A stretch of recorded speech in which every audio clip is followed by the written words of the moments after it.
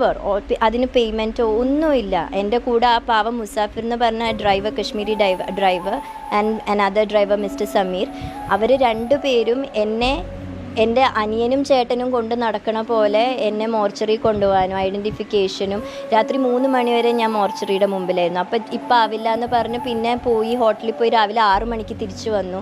അതിനൊക്കെ ഇയാളിങ്ങനെ ഒരു അനിയത്തിയെപ്പോലെ കൂടെ നടന്ന്. ഞാൻ പറയുകയാണെങ്കിൽ കശ്മീരിൽ പോയി എനിക്ക് 2 ബ്രദേഴ്സിനെ കിട്ടിയെന്നാണ് ഞാൻ ഇന്നലെ അവരോട് എയർപോർട്ടിൽ വെച്ച് ബൈ പറഞ്ഞപ്പോൾ പറഞ്ഞ അള്ള അവരെ രക്ഷിക്കട്ടെ എന്നും പറഞ്ഞു. ഈ സഹോദരി പറഞ്ഞ നമ്മളെ കേട്ടല്ലോ.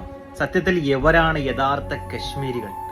സാധുക്കളായ നിരപരാധികളായ ആളുകളെ കൊടും ഭീകരവാദികൾ കൊന്നു തള്ളിയപ്പോൾ യഥാർത്ഥ കശ്മീരികൾ അവരെ ചേർത്ത് പിടിക്കുകയായിരുന്നു. അവർക്ക് വേണ്ട ആശ്വാസവാക്കുകൾ കൊടുക്കുകയായിരുന്നു. മെഴുക് തിരികൾ കത്തിച്ച് അവർക്ക് വേണ്ടി ഐക്യദാർഢ്യം പ്രഖ്യാപിക്കുകയായിരുന്നു. അവർ പോകുന്ന വഴി, അവരുടെ മടക്ക യാത്രകളിൽ വഴികളിൽ അവർക്ക് വെള്ളവും ഭക്ഷണ സാധനങ്ങളും ഞങ്ങൾ നിങ്ങളോടൊപ്പമാണെന്നാണ് പറഞ്ഞത്. നമ്മൾ പലരും ഇതൊക്കെ മനസ്സിലാക്കേണ്ടതുണ്ട്. ഈ കൊന്നു തള്ളിയ ആളുകളെ അക്ഷരം തെറ്റാതെ വിളിക്കാം, നിങ്ങളാണ് യഥാർത്ഥ കൊടും ഭീകരവാദികൾ.